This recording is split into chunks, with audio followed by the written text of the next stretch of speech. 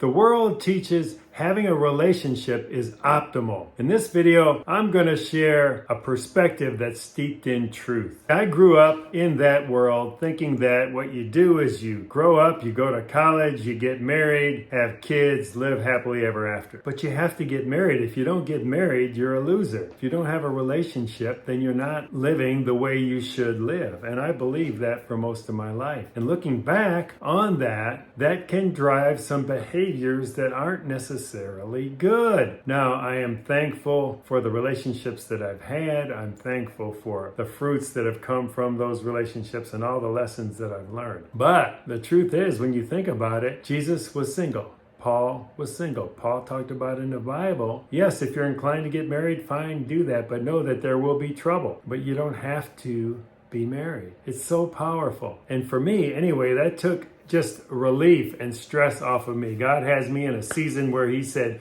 no relationships for at least a year and a half, coming up on August 30th. And I have found so much peace from that. More on that later. The message is, if you were like me, that you thought, boy, if I don't have a relationship, then I'm lost. That's not true. Not true at all. Second point is, it's okay to not have a relationship and just be single. It's okay. It is actually quite freeing, and I've heard this stated by several people. When you're not pursuing a relationship, when you're not even thinking about it. And for me, my relationship was directed towards God, towards Jesus. So God said, all right, you and I, that's the relationship you're going to afford. And in the beginning, it was a little bit like, wow, this is hard, but boy, it just got better and better. And the more I'm in relationship, the more I know that He is all I need. God is all I need. Jesus is all I need. Following Jesus is all I need.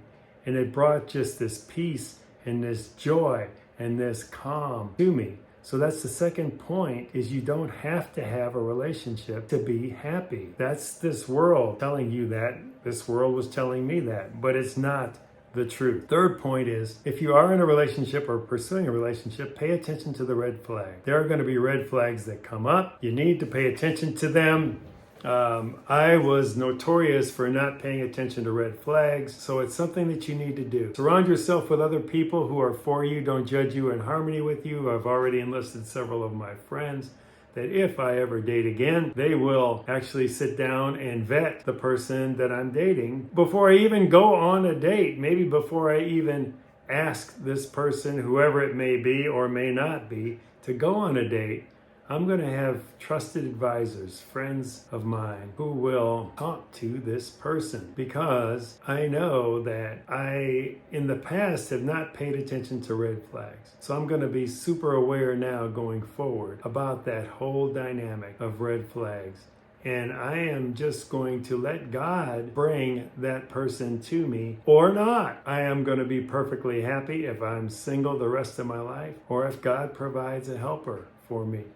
And I would submit that that is the best place to be, not only as a follower of Jesus, even if you're not a follower of Jesus, whatever you believe in, you have to be of that mindset. I think then and only then you can really be who you are and be genuinely who you are, so you can fulfill whatever it is that in my case, and maybe your case, God put you on this earth to fulfill. I believe everyone has a purpose that God created us for. It's just some of us aren't aware of that or not. Some of us are ignorant of that.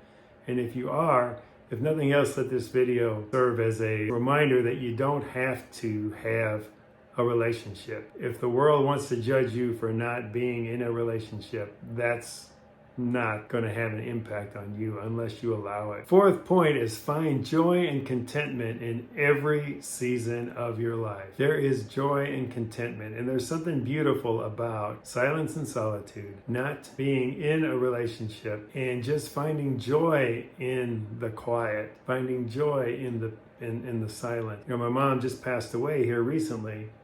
So she's been living with me for probably the last 8 or 9 years. So this is the first time I've been totally alone in a space. And I think if it wasn't for this work that I've been doing with God and building my relationship with God, it would have been a lot tougher transition for me just to be alone. Obviously, I have sadness and mourning the passing of my mom. I'm reminded of that every day in different ways. But being alone in that silence isn't something that has brought me any anxiousness or feeling of I'm alone, because I know Jesus is right there with me. God is right there with me. So it is so beautiful and uplifting to know that. Sure, I have moments, but I can quickly shift out of those moments because I know what God has done in my life. For me personally, God had to kind of hit me over the head and say, no relationships, literally no relationships, Robert, to stop me from thinking that I had to pursue it. And then once I obeyed that and I just said, okay, I'm not going to have a relationship, He started to show me in the Bible the truth behind that. And He started to show me the power and how the Holy Spirit can guide me and fill me, and how He can use me in so many ways out there in the world to help build the kingdom. One of my friends, when I was talking about this, Tim, I love him, he just pointed like this. I'm like, what are you telling me? He goes, time. He said, when you're not in a relationship, you have time available to go do the Father's work. You can shift on a whim, in a moment. Holy Spirit says, go here, you can go. You don't have those obligations. And that's a beautiful thing. And it may be just for a season, it may be for the rest of my life. Same with you, whatever season you're in, it could be just a temporary thing, or it could be something that's going to last longer. But look to see how I can serve the Lord if you're a follower of Jesus. If you're not a follower of Jesus, then wherever you get your North Star guidance, just focus on that. Focus on what you think your purpose is, where your heart is. I believe everybody's going to end up with Jesus at some point, or at least having the opportunity to choose Jesus. And I can tell you, it is freedom personified. And I cannot wait to see what's going to happen next in my life. And I would submit to you the same can be true for you. Subscribe with the notification bell to receive regular updates. If you found this video helpful, hit that like button to see more like it. And comment down below. This could be with questions you have or answers to questions. And we'll see you on the next time in this awesome journey from isolation to community, where the next step beyond is freedom.